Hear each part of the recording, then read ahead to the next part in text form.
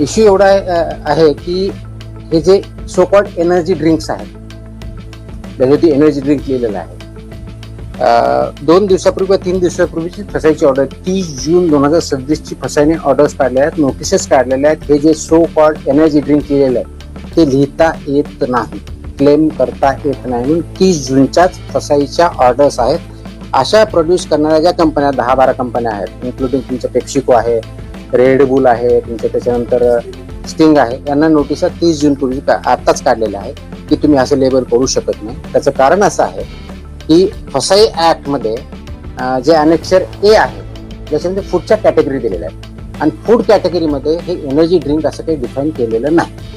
म्हणून त्या ऑर्डरमध्ये असं स्पेसिफाय केलेलं आहे की जे त्याचा आधार घेऊन किंवा शेड्यूल 4 ज्याच्या आधारे हे मानक आहे त्याचा आधार घेऊन तुम्ही एनर्जी ड्रिंक असं लिहिता कामा नये. हे त्या कंपनीला ऑलरेडी फसाईने नोटीस काढलेली, त्याच्यामुळे तो त्याच्यावर लिहिण्याचा जो प्रकार आहे आता इथून पुढे बंद होईल.